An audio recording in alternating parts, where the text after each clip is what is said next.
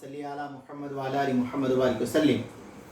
مسلمانوں کی حبشے کی ہجرت، شعیب ابن ابی طالب کے قید ہونا، مسلمانوں کو ان کے سردار جناب محمد رسول اللہ صلی اللہ علیہ وسلم کو جب کفار سے تکلیف پہنچتی رہی اور آئے دن بجائے کمی کے اضافہ ہو رہا تھا، تو اللہ کے نبی علیہ السلام نے صحابہ اکرام کو اس کی اجازت فرمائی کہ وہ یہاں سے کسی دوسری جگہ جا کر دوسری جگہ چلے جائیں۔ تو بہت سے حضرات حبشے کی ہجرت فرمائی۔ حبشے کا بادشاہ اگرچہ نصرانی تھا، اس وقت تک مسلمان نہیں ہوا تھا، مگر رحم دل اور منصف مزاج ہونے کی شہرت تھی۔ چنانچہ نبوت کے 5ویں برس جب رجب کے مہینے میں پہلی جماعت کو 11 یا 12 مرد 4-5 عورتیں نے حبشے کی ہجرت کی۔ مکے والوں نے ان کا پیچھا کیا، یہ نہ جا سکے، مگر یہ لوگ ہاتھ نہ آئے۔ وہاں پہنچ کر ان کو خبر ملی کہ مکے والے سب مسلمان ہو گئے اور اسلام کو غلبہ ہو گیا۔ اس خیر خبر سے یہ حضرات بہت خوش ہوئے، اپنے وطن واپس ہو گئے۔ لیکن مکہ مکرمہ کے قریب پہنچے تو معلوم ہوا یہ خبر غلط تھی۔ مکے والے اس طرح بلکہ اس سے بھی زیادہ دشمنی تکلیف پہنچانے میں مصروف ہے۔ یہ بہت بڑی دقت ہوئی۔ بعض حضرات وہیں سے واپس ہو گئے، بعض کسی کی پناہ لے کر مکے میں داخل ہوئے۔ یہ حبشے کی پہلی ہجرت ہے۔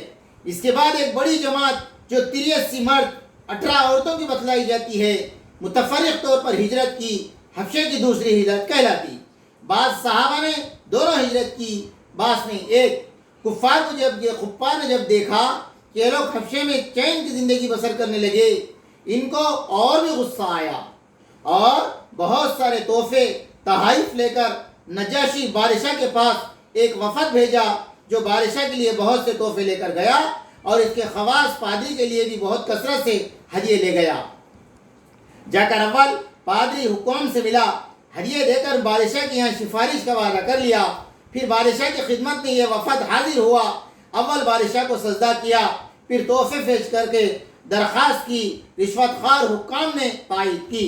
انہوں نے کہا، اے بادشاہ، ہمارے قوم کے چند بے وقوف لڑکے اپنے قدیم دین کو چھوڑ کر ایک نئے دین میں داخل ہو گئے، جس کو نہ ہم جانتے نہ آپ جانتے۔ آپ کے ملک میں آ کر رہنے لگے۔ ہم کو شریفان مکہ، ان کے باپ، چاچا، رشتہ دار نے بھیجا ہے، ان کو واپس بلا لائے۔ آپ ان کو ہمارے سپرد کر دے۔ بادشاہ نے کہا، جن لوگوں نے میری فنا پکڑی ہے، بغیر تحقیق کے میں ان کو حوالے نہیں کر سکتا۔ اول ان سے بلا کر تحقیق کر لوں، صحیح ہو تو حوالہ کروں گا۔ چنانچہ مسلمانوں کو بلایا گیا۔ مسلمانوں کو اول بہت پریشانی ہوئی، کیا کرے، مگر اللہ تعالیٰ کی فضل سے، مدد سے، ہمت سے یہ طے کیا کہ چلنا چاہیے، صاف بات کہنا چاہیے۔ بادشاہ کے یہاں پہنچ کر سلام کیا۔ کسی نے اعتراض کیا، بادشاہ کو ادب شاہی کے موافق سجدہ نہیں کیا۔ ان لوگوں نے کہا، ہم کو نبی کریم صلی اللہ علیہ وسلم نے اللہ کے سوا کسی کے سامنے سجدہ کرنے کی اجازت نہیں دی۔ اور اس کے بعد بادشاہ نے اس کے حالات دریافت کیے۔ حضرت جعفر رضی اللہ عنہ آگے بڑھے، فرمایا، ہم لوگ جہالت میں پڑے ہوئے تھے، اللہ تعالیٰ کو نہ جانتے تھے، نہ اس کے رسول سے واقف تھے، پتھروں کو پوجتے تھے، مردار کھاتے تھے، برا کام کرتے تھے، رشتے ناطہ توڑتے تھے۔ ہم میں جو ضعیف ہوتا وہ قوی کو ہم میں کوئی ضعیف کو ہلاک کر دیتا۔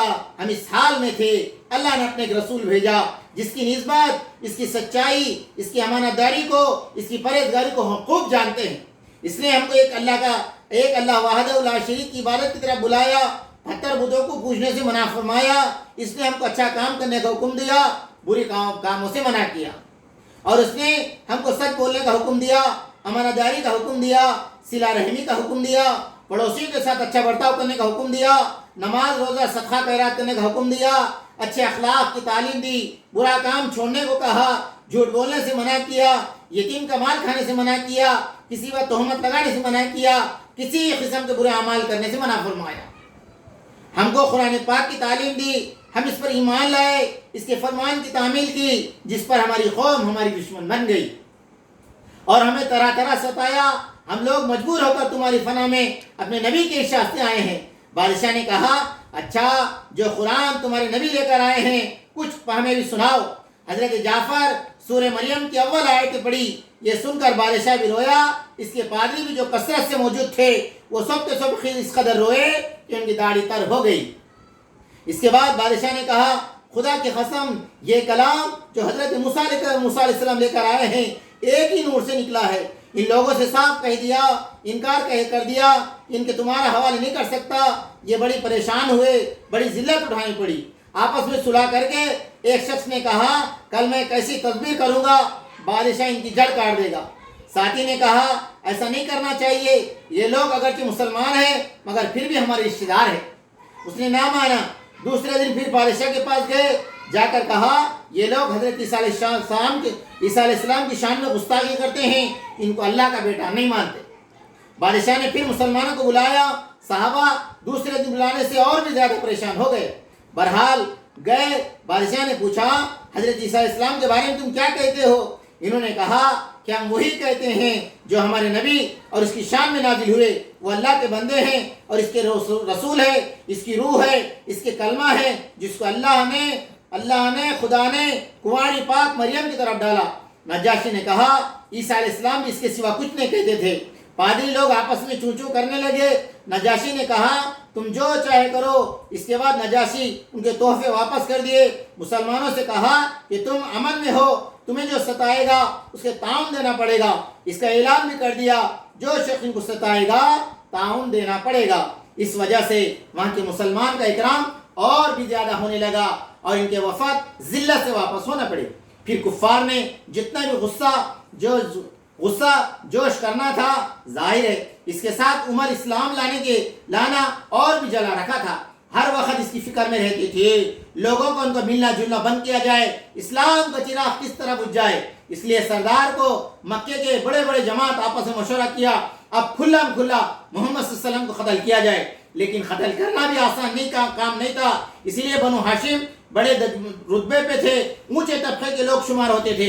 اگرچہ وہ مسلمان نہیں تھے لیکن پھر بھی مسلمان نہیں ہوئے تھے. وہ بھی اللہ کے نبی علیہ السلام کے قتل پر آمادہ نہیں تھے. ان میں سب کفار نے یہ معاہدہ طے کیا سارا بنو ہاشم بنو مطلب کو بائیکاٹ کیا جائے. نہ ان سے کوئی اپنے پاس بٹھا دے, نہ کوئی خرید و فروخت کرے, نہ کوئی بات چیت کرے, نہ ان گھر جائے, نہ ان کو گھر میں آنے دے. اور اس وقت تک صلح نہ کیا جائے جب تک کہ وہ اللہ کے نبی کو قتل کرنے کو حوالہ نہ کر دے. یہ معاہدہ زبانی گفتگو پر ختم نہیں ہوا بلکہ 1 محرم 7 نبیوں کا ایک معاہدہ تحریر لکھ کر بیت اللہ میں لٹکائی گئی تاکہ ہر شخص کا احترام کرے, اس کو پورا کرنے کی کوشش کرے. یہ معاہدہ بڑے کی وجہ سے 3 برس تک یہ لوگ حضرت 2 پہاڑی کے درمیان گھٹی میں پڑے بند رہے. نہ ان سے کوئی مل سکتا, نہ کوئی ملا سکتا تھا, نہ مکے کسی آدمی کو کوئی چیز خرید سکتے تھے, نہ باہر آنا کسی تاجر سے مل سکتے تھے. کوئی شخص باہر نکلتا پیٹا جاتا اور کسی ضرورت کا اظہار کرتا تو صاف جواب پاتا. معمولی سا سامان جو غلہ وغیرہ ان کے پاس موجود تھا وہ کہاں تک دم رہتا. آخر فاقے پر فاقے گزرنے لگے. عورتیں بچے بھوک سے بیتاب ہو کر رونے چلانے لگے. اغوا اپنے بھوک اور تکلیف سے زیادہ بچوں کی تکلیف ستاتی. آخر 3 برس کے بعد اللہ تعالیٰ نے وہ صحیفہ کے دماغ کی نظر کر دیا. وہ حضرات کی مصیبت دور ہوئی. 3 برس کا زمانہ کوئی ایسا سخت زمانہ بیکٹ نظر بندی کا گزرا. ایسی حالات ان پر کیا گزری وہ اللہ ہی کو معلوم ہے. لیکن اس کے باوجود صحابہ اکرام نہایت ثابت قدم کے ساتھ اپنے دین پر جمے رہے, اس کی اشاعت فرماتے رہے. فائدہ یہ تکلیف مشقت ان لوگوں نے اٹھائی ہے جن کو آج ہم نام لیوں کہلاتے ہیں, اپنے تمتی بتاتے ہیں اور سمجھتے ہیں ہم لوگ ترقی کے بعد صحابہ اکرام کی جیسی ترقی خواب دیکھتے ہیں. لیکن کس وقت ذرا غور کرو, یہ بھی سوچنا چاہیے یہ حضرات نے قربانی کتنی دی ہے اور ہم نے دین کے خاطر, اسلام کے خاطر, مذہب کے خاطر کیا کیا ہے. اور کامیابی ہمیشہ کوشش صحیح کے مناسب ہوتی ہے.